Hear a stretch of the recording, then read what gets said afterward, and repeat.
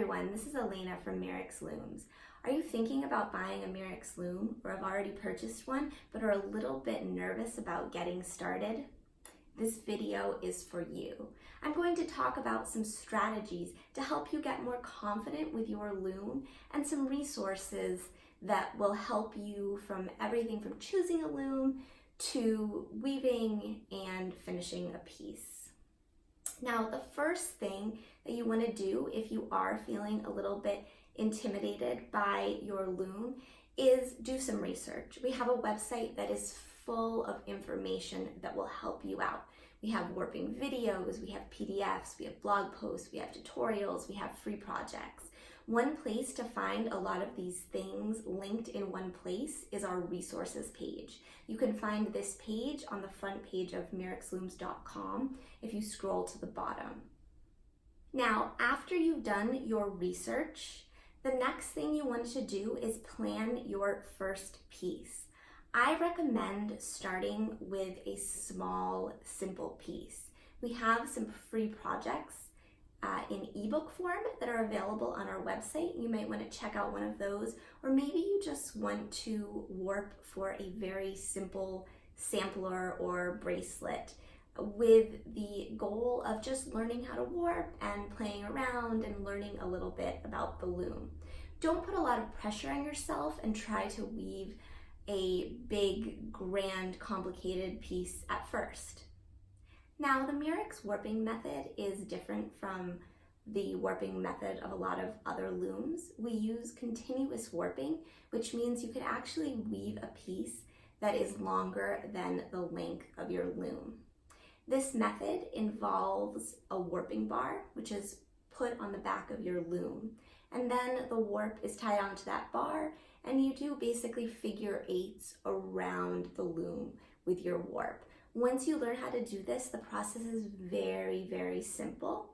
But if you are feeling nervous about this method, we have some other ways that you can warp at first to get a little bit more comfortable with your loom first. The first way is our easy warping method, and that just involves tying onto the loom, wrapping your warp around it, and tying on again. Very, very simple. You don't have the benefit of continuous warping, so you won't be able to weave a piece that is longer than the length of your loom, but it's a great way to get started with warping. We also now have Shasta combs, which are these nifty little combs. It's an extra accessory that you can put on your loom that allows you to warp by just tying onto the comb and zigzagging. So again, this is another great way to get started warping a Mirrix loom. The combs are also great if you want to just warp up a quick piece for one reason or another. So if you are nervous about warping, start with these easier methods and then move on to more complex methods and using the shedding device in the future. My next piece of advice is simply to practice. If you are trying to warp for the first time and you're feeling nervous about it and you don't feel like you could repeat the process, just keep practicing. Warp the loom once, twice, 3 times, 4 times, and soon you're going to get the hang of it and you will be able to warp a loom in your sleep. The same goes for weaving and finishing. Practice makes perfect.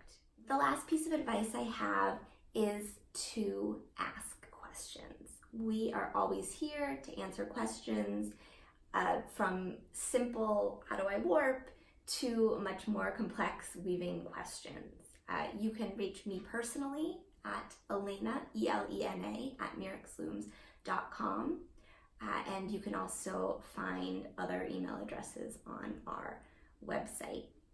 We even have a nifty chat feature on our website where you can talk directly to one of us. So if you have a question, feel free to ask. My biggest piece of advice is to not be scared. Weaving is fun and it can be as simple or as complex as you want it to be. So if you start slowly, if you practice, if you use the resources available to you, and if you're patient, you will become a great weaver in no time. Thanks for watching and happy weaving.